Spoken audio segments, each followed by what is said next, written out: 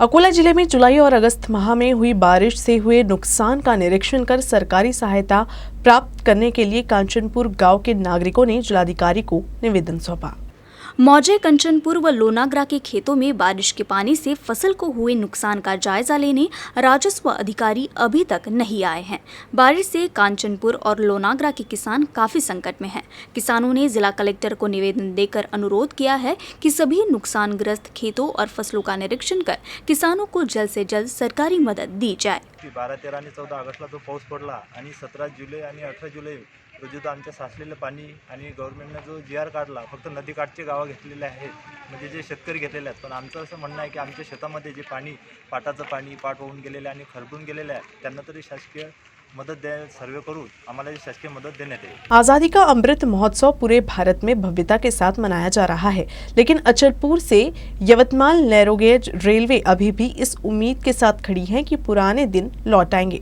Shakuntala narrow gauge railway बंद होने से शकुंतला बचाव समिति ने आरोप लगाया है कि प्रशासन जानबूझकर शकुंतला नैरोगेज रेलवे की उपेक्षा कर रहा है। शकुंतला रेलवे को 25 दिसंबर 1903 को अंग्रेजों द्वारा शुरू किया गया था, लेकिन एक तरफ जहां भारत में आज़ादी का अमृत महोत्सव बड़ी धूमधाम से मनाया जा रहा है, वहीं ये शकुंतला नैरोगेज रेलवे बंद पड़ी हुई है। विदर्भ में मूर्तिजापुर से यवतमाल मार्ग पर इस मीटर गेज रेलवे लाइन का निर्माण एक निजी company click Nixon and company द्वारा किया गया था। इस रेलवे लाइन का निर्माण अंग्रेजों द्वारा बम्बई और वहां से मैनचेस्टर की कपास मिलों को कपास की आपूर्ति के लिए किया गया था। बहुत कम किराया होने के कारण यह ग्रामीणों की पहली पसंद थी। इस मार्ग पर 15 स्टेशन थे। 20वीं सदी की शुरुआत में जब परिवहन के साधन नहीं थे, तब शकुंतला रेलवे थी जो यहाँ के छोटे और बड़े गांव को बाहरी दुनिया से जोड़ती थी। इस ट्रेन से यवतमाल मूर्तिजापुर के 114 किलोमीटर के सफर का किराया सिर्फ 20 रुपए से 22 रुपए था, जबकि ST बस में इस दूरी के लिए 105 रुपए का टिकट लेना पड़ता था। इसी मार्ग पर अचलपुर से 35 किलोमीटर आगे चिखलदरा है। अगर इस ट्रेन को चिखलदरा तक बढ़ा दिया जाए तो इस ट्रेन को पुणे मुंबई रूट पर नेरल माथेरान जैसी हेरिटेज ट्रेन का दर्जा मिल सकता है और इससे रेलवे प्रशासन को अच्छी खासी आमदनी हो सकती है, ऐसी विशेषज्ञों की राय है। अकोला में रमाई आवास योजना, प्रधानमंत्री आवास योजना और अन्य योजनाओं के स्वीकृत लाभार्थियों की पहली किश्त नहीं दी गई है। लाभार्थी पंचायत समिति कार्यालय के चक्कर काटकर थक चुके हैं। आवेदकों ने इस संबंध में जांच की मांग की है। निवेदन में मांग की गई कि मार्च 2022 से पहली किश्त प्राप्त करने वाले कितने लाभार्थियों ने मकान बनवाए हैं, इसकी जांच होनी चाहिए। बार्शी टाकली तहसील के काजलेश्वर, कातखेड़, तुजलेश्वर, रेडवा, उजलेश्वर गांव के नागरिकों ने मांग की है कि निर्माण कार्य नहीं करने वाले और संबंधित कर्मचारियों के खिलाफ कार्रवाई की जानी चाहिए और लाभ से वंचित आवेदकों को पहली किस्त तुरंत वितरित की जानी चाहिए। रमाई आवास योजना की प्रतीक्षा सूची के अनुसार लक्षित घरों की संख्या स्वीकृत होने के बावजूद तहसील में बेघर और कच्चे घरों वाले आवेदकों को लाभ के लिए कार्यालय के चक्कर काटने पड़ रहे हैं। फिर भी संबंधित कर्मचारी टालमटोल जवाब देकर उन्हें वापस भेज देते हैं, ऐसा आवेदकों ने आरोप लगाया है। पंचायत समिति के पदाधिकारियों का भी इन कर्मचारियों पर कोई अंकुश नहीं है। शिकायत आवेदन पर कोई कार्रवाई नहीं होती। निवेदन में आवेदकों ने मांग की है कि पंचायत समिति की विभागवार जांच की जाए। यांच्याकडे अकोला आणि बार्शी टाकळी 2 चार्ज असल्यामुळे ते अकोल्याला जास्त पसंती देतात आणि बार्शी टाकळी पंचायत समितीमध्ये सतत गैरहजर राहतात।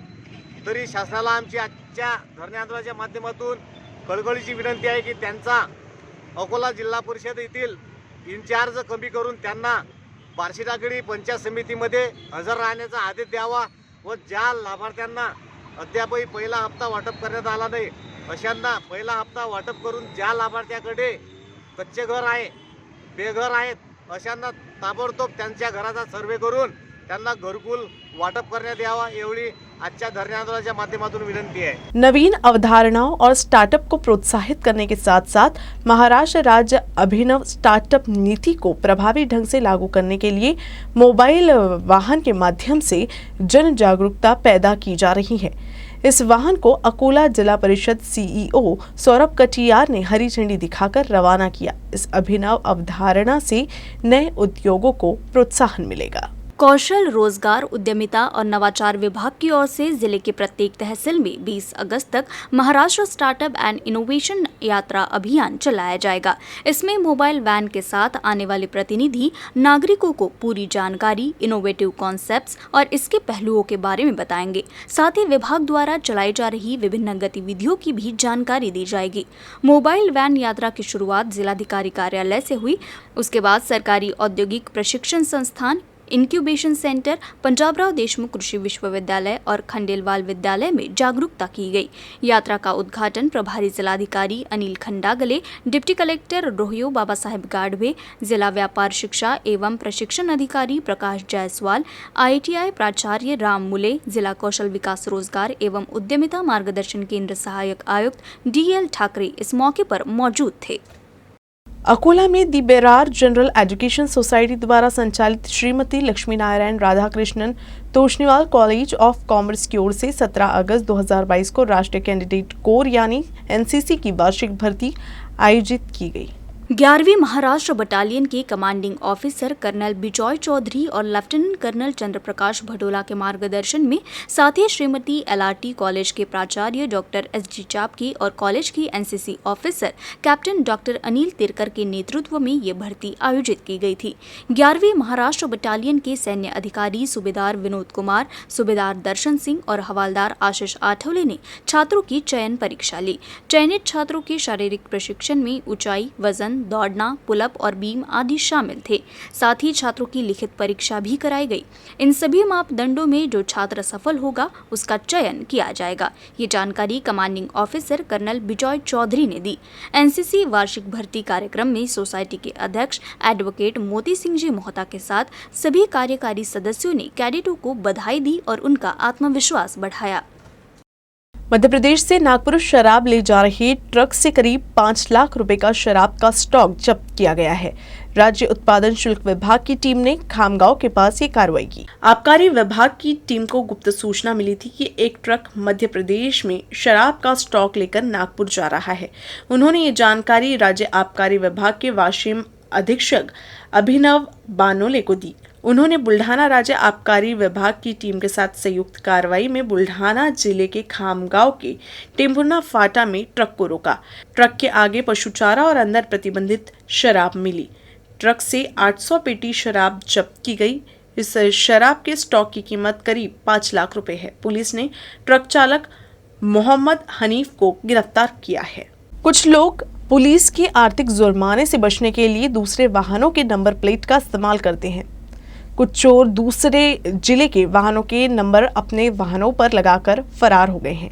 ऐसा ही एक मामला बुल्ढाना जिले से सामने आया है। इस घटना में अकोला शहर के ट्रैफिक पुलिस ने एक मोटरसाइकिल को रोका, उसकी तस्वीर ली, ई-चालान लगाया और जाने दिया। लेकिन अकोला पुलिस कार्रवाई का ये मैसेज बुल्ढाना जिले के एक मोटरसाइकिल मालिक को मिला। वही जुर्माना भरने के लिए बुल्ढाना की लोक अदालत में पेश होने का निर्देश भी दिया गया। अकोला शहर में 26 मार्च 2021 को अकोला यातायात शाखा के पुलिस अधिकारी सुपेश इंगले ने होंडा कंपनी की एक CB शाइन दोपहिया वाहन MH28 AM 2151 को रोका और दोपहिया वाहन पर 200 रुपए का जुर्माना लगाया गया। लेकिन उन्होंने जो मोटरसाइकिल पकड़ी उसकी नंबर प्लेट गलत थी। दूसरी ओर उक्त नंबर वाली मोटरसाइकिल बुल्ढाना जिले के देउलगांव तहसील के विशाल वसंतराव शिंदे के पास की थी और वो कभी अकोला नहीं गए। विशाल शिंदे ने आरोप लगाया कि ट्रैफिक पुलिस अधिकारी सुपेश इंगले ने अपने काम में लापरवाही बरती और उक्त गाड़ी के दस्तावेजों की जांच किए बिना ही उन पर जुर्माना लगाया है, क्योंकि उनके पास ड्राइविंग लाइसेंस नहीं है। इस मामले को लेकर असली गाड़ी मालिक विशाल वसंतराव शिंदे ने अकोला यातायात शाखा के खिलाफ शिकायत दर्ज कराई है। ती गाडी जो मालक आहे आणि ते सुपेश शिंगडे पोलीस हे अधिकारी आहेत यांच्यात त्या दिवशी काय चर्चा झाली, काय हे झालं किंवा काय सहानुभूती झाली, यांच्यात काय ठरलं की किंवा यांच्यात मिलीभगत झाली की सुपेश शिंगडे यांनी तक्रारीत हलगर्जीपणा केला, यामुळं ही मला ई चलानचा मेसेज आला आणि माझ्या गाडीवरती ई चलान फाटली। परंतु माझी गाडी तिकडे गेलेली नसतानाच मला हे झालं।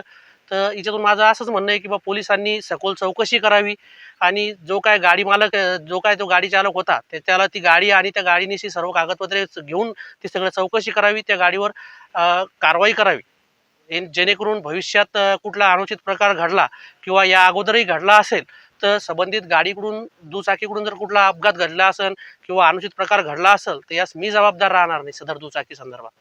माझी दुचाकी ही पूर्णपणे ब्लॅक कलरची आहे, CB शाईन कंपनीची आहे आणि जी सुपेश शिंगळे पोलीस अधिकाऱ्यांनी जो फोटो काढलेला आहे तो लाल बाईकचा आहे, लाल टू व्हीलरचा आहे. त्या फोटो स्पष्ट दिसते ते. अकोला में सरकारी भूखंडों से फसलें हटाने की कार्रवाई की गई है. बिगर 712 किसान संघ के अध्यक्ष भाई इंगले ने इस कार्रवाई का कलेक्टर कार्यालय की छत पर चढ़कर विरोध किया और शोले स्टाइल में आंदोलन किया. अकोला जिले में सरकारी जमीन से अतिक्रमण हटाने के लिए जिला प्रशासन की ओर से अभियान चलाया जा रहा है. वृक्षारोपण के नाम पर कई लोगों ने सरकारी जमीन पर फसल उगाई है. ऐसी अतिक्रमित कृषि भूमि से खड़ी फसलों को हटाने की कार्रवाई की जा रही है. जिला प्रशासन की इस कार्रवाई का बिगर 712 किसान संघ के अध्यक्ष भाई जगदीश इंगले ने अकोला कलेक्ट्रेट के भवन की छत पर चढ़कर विरोध किया. अतिक्रमण करने वालों के खिलाफ कार्रवाई होनी चाहिए, लेकिन खड़ी फसलों की कटाई नहीं की जानी चाहिए. 17 से ज्यादा किसानों ने महंगे बीज लाकर खेती की है. उन्होंने मांग की है कि इन किसानों को परेशानी में नहीं डाला जाना चाहिए. अपर कलेक्टर अनिल खंडगले को मांगों का निवेदन सौंपा गया है. मागच्या 4 महिन्यापासून आम्ही त्याच्याकडे पाठपुरावा करीत आहोत, परंतु जिल्हाधिकारी कुठल्याच प्रकारची दखल घेत नाही. जिल्हाधिकारी म्हणजे महाराष्ट्राचे मुख्यमंत्री नाही. त्यांनी आमच्या समस्या सरकारकडे पोहोचवाव्या, कार्यवाही थांबवावी. 22च्या खरीप हंगामामध्ये शेतामध्ये अर्धपरिपक्व पिकं उभे असताना इथलच्या जिल्हाधिकारी निमा अरोरा यांनी अतिक्रमण मुक्त मोहीम राबवण्याचा जो काही शासन निर्णय घेतला, मला अजिबात त्याच्याशी विरोध नाही. परंतु अर्धपरिपक्व पीक शेतात उभे असताना आज 20-25 हजार लोकांनी खर्च केले, शेतामध्ये महाग मोलाचं बी टाकलं, फवारणी केल्या आणि अर्धपरिपक्व अवस्थेत असलेलं पीक त्याच्यामध्ये डायरेक्ट जर ट्रॅक्टर फिरवले तर जे बिगर 712 शेतकरी कुटुंब आहेत त्यांच्यावर उपासमारीची वेळ आल्याशिवाय राहणार नाही ना. मॅडमला यापूर्वी मी बरेच हात जोडून विनंती करून निदर्शनात आणून देण्याचा प्रश्न केला.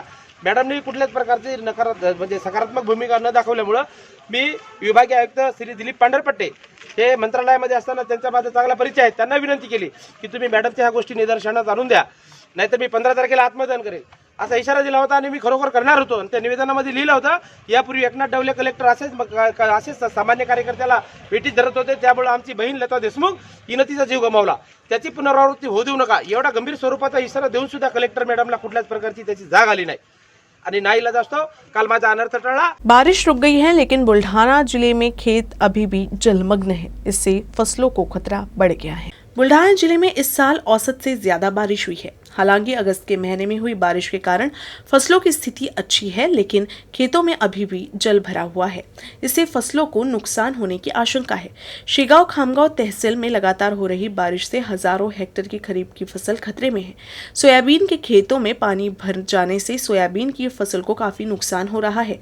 कपास की फसल भी गलने लगी है. सोयाबीन और कपास के किसानों को काफी दिक्कतों का सामना करना पड़ रहा है.